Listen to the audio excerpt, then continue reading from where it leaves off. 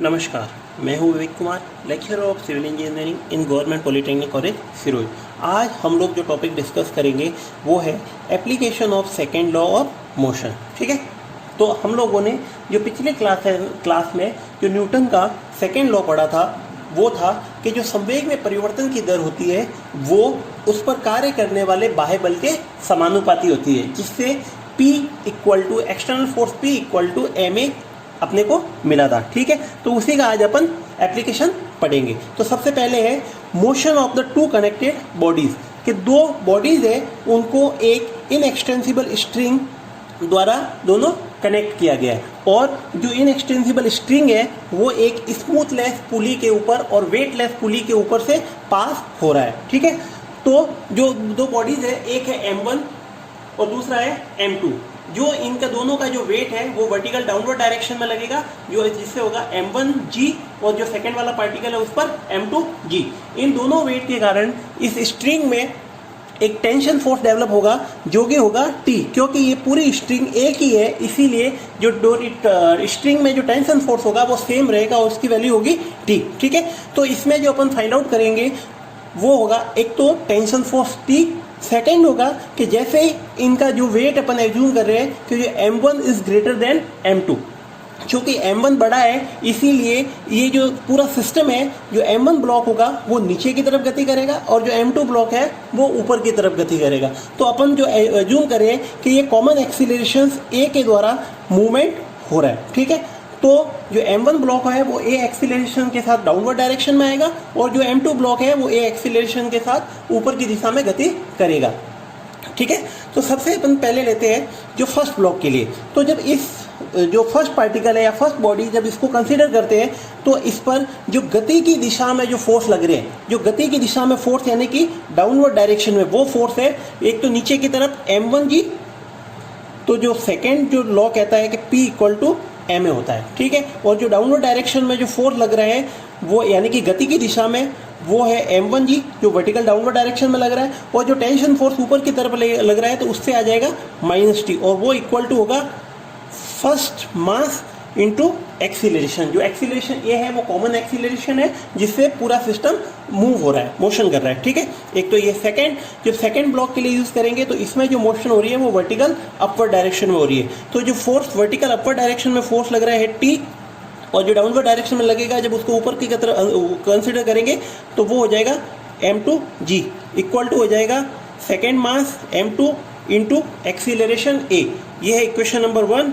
Equation number 2, जब equation number 1 और 2 को जब सॉल्व करेंगे तो फ्रॉम इक्वेशन 1 एंड 2 जब सॉल्व करेंगे दोनों को सम करने पर तो m1 plus m2g equal to m1 minus m2 upon into g equal to m1 plus m2 into तो a, तो जो acceleration a equal to m1 minus m2 upon m1 plus m2 into g। तो जो common acceleration a equal to आएगा m1 minus m2 upon m1 plus m2 into g। ठीक है, इस equation number 3 जब इक्वेशन नंबर 3 से a की value equation number 1 और 2 में पुट करेंगे तो जो अपने को कॉमन टेंशन फोर्स स्ट्रिंग में जो टेंशन फोर्स T है उसको जब सॉल्व करेंगे तो 2m1 m2 upon m1 plus m2 into g। ठीक है, तो जो टेंशन फोर्स की स्ट्रिंग में डेवलप हो रहा है T equal to 2m1 m2 upon m1 plus m2 into g। ठीक है, इसके बाद में जब ये पुली भी एक स्ट्रिंग के द्वारा कनेक्टेड है तो जैसे ही इस पर डाउनवर्ड डायरेक्शन में इस पर दोनों जो ब्लॉक लगे हुए हैं उन दोनों ब्लॉक के कारण जो टेंशन फोर्स हो रहा है उसके कारण पुली पर एक दबाव बल जनरेट होगा जिसको सपोज करो अपन P फोर्स से रिप्रेजेंट कर रहे हैं। ठीक है, तो P इक्वल टू हो जाएगा जब इसका फ्री बॉडी पुली का जो फ्री बॉडी डायग्राम बनाएंगे तो डाउनवर्ड डायरेक्शन में दो फोर्स कार्य करेंगे T और अपवर्ड डायरेक्शन में एक फोर्स कार्य करेगा P। तो P इक्वल टू आ जाएगा P4। ठीक है, P इक्वल टू फोर्स, जो प्रेशर इस पर जो दबाव बल जो जनरेट हो रहा है पुलिस पर, तो P इक्वल टू 2T। तो इसकी T की वैल्यू जब पुट करेंगे तो 2m1 m2 upon m1 plus m2 into g।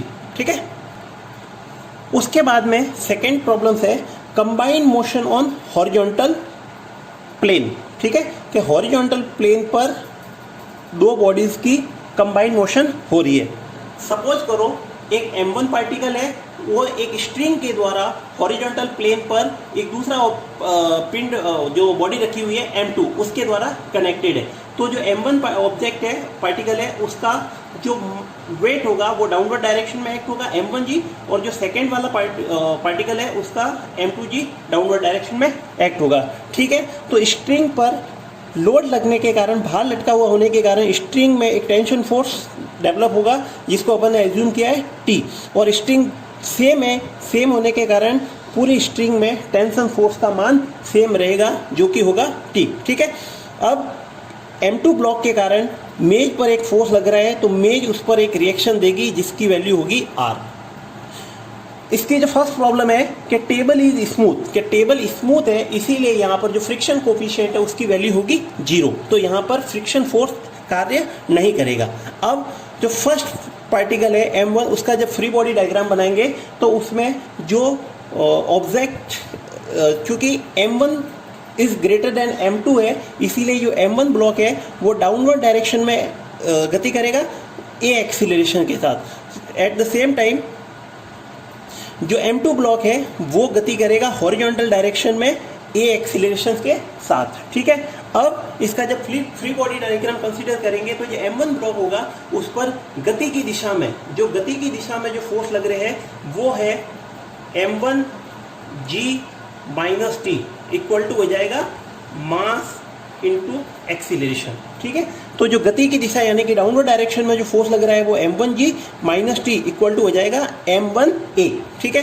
अब यहाँ पर जो गति की दिशा में फोर्स लग रहा है वो है t, तो t इक्वल टू हो जाएगा m2a, ठीक है। दोनों इक्वेशन नंबर 4, इक्वेशन नंबर 5, जब दोनों इक्वेशंस को सॉल्व करेंगे तो m1g equal to m1 plus m2a, तो a इक्वल टू आया m1g m1 प्लस m2, तो जो कॉमन एक्सीलरेशन है वो हो जाएगा m1g upon m1 plus m2, ठीक है। कॉमन एक्सीलरेशन की वैल्यू जब इक्वेशन नंबर 5 में पुट करेंगे तो t इक्वल टू हो जाएगा m1 m2g m1 plus m2, ठीक है। जब कॉमन एक्सीलरेशन उसकी वैल्यू इक्वेशन नंबर 2 में पुट करेंगे तो अपने को टेंशन फोर्स T, स्ट्रिंग में टेंशन फोर्स T की वैल्यू मिलेगी, ठीक है। अब यहाँ पर जो टेंशन फोर्स T इस स्ट्रिंग में और इस स्ट्रिंग में, यानी कि दो जो टेंशन फोर्स है वो एक दूसरे के साथ 90 डिग्री पर कार्य कर रहे हैं, ठीक है। अब जब दो बलों के बीच में एंगल 90 डिग्री हो तो उन दोनों का रिजल्टेंट यानी कि जो पुली पे जो दबाव बल आएगा, जो P फोर्स आएगा, पुली पर जो दबाव बल P आएगा, तो P equal to square root of first force का स्क्वायर यानी कि T का स्क्वायर प्लस सेकेंड फोर्स का स्क्वायर यानी कि T का स्क्वायर। तो इसको सॉल्व करेंगे तो रूट 2T, ठीक है। T की वैल्यू यहाँ से पुट करेंगे तो उससे अपने को जो पुली पर जो दबाव बल लग रहा है उसका मान अपने को प्राप्त होगा, ठीक है। ये था जब टेबल इज स्मूथ। सेकेंड है जब टेबल इज रफ, यानी कि यहाँ पर जो टेबल है उस पर कोई फ्रिक्शन कोफिशिएंट है। सपोज करो फ्रिक्शन कोफिशिएंट म्यू है, ठीक है।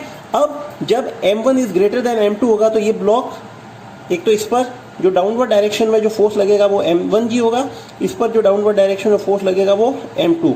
इस डाउनवर्ड डायरेक्शन फोर्स के कारण एक रिएक्शन जनरेट होगी R, और इस पर जो ब्लॉक कनेक्टेड है उसके कारण स्ट्रिंग में जो टेंशन फोर्स डेवलप होगा वो होगा T, ठीक है।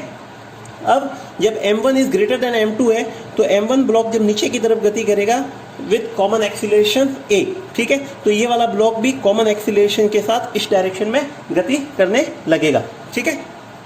अब जब इस पर फ्रिक्शन कोफिशिएंट म्यू है तो हमेशा जो फ्रिक्शन फोर्स होता है वो मोशन ऑफ डायरेक्शन के ऑपोजिट डायरेक्शन में कार्य करता है, जिसकी F बराबर, जिसका मान होगा F बराबर म्यू इंटू R, ठीक है। तो अब इसको जब सॉल्व करेंगे तो जो फर्स्ट ऑब्जेक्ट है, फर्स्ट ऑब्जेक्ट के लिए जब फ्री बॉडी डायग्राम कंसीडर करेंगे तो जो डाउनवर्ड डायरेक्शन में जो फोर्स लग रहे हैं m1g minus T equal to तो हो जाएगा m1 इंटू ए। जो सेकेंड वाला जो पार्टिकल है उस पर जब कंसीडर कर फ्री बॉडी डायग्राम कंसीडर करेंगे तो वो हो जाएगा T माइनस एफ की वैल्यू है mu into R equal to हो जाएगा m2 इंटू ए। ये अपने को फोर्स जो मोशन की डायरेक्शन है उसमें अपन कंसीडर कर रहे हैं, ठीक है। अब यहाँ पर जब इसको वर्टिकल सेकेंड पार्टिकल पर जब वर्टिकल फोर्सेस को कंसीडर करेंगे तो R equal to m2 into g, R equal to m2 into g इस इक्वेशन में पुट करेंगे तो T m2g equal to m2a। ये equation number 6, equation number 7 from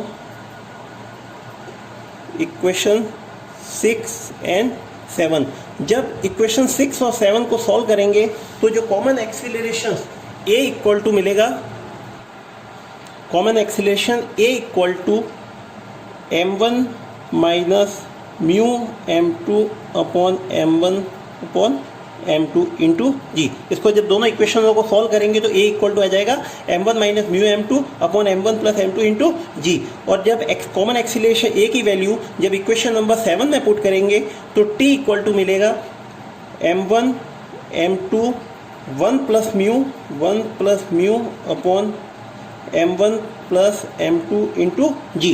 in इक्वेशनों को सॉल्व करके अपन कॉमन एक्सीलरेशन A और tension force in string T की वैल्यू फाइंड आउट कर सकते हैं। अब जब टेंशन फोर्स T की वैल्यू, तो यहाँ पर दोनों स्ट्रिंगों में जो टेंशन फोर्स है वो एक दूसरे के 90 डिग्री पर एक्ट हो रहे हैं, जैसे कि अपने पिछले प्रॉब्लम्स में देखा था। तो जो पुली पर जो दबाव बल होगा, जो प्रेशर फोर्स होगा वो होगा P equal to square root of T square plus T square, यानी कि इक्वल टू हो जाएगा स्क्वायर रूट 2 इंटू T, और T की वैल्यू यहाँ से पुट करेंगे, ठीक है।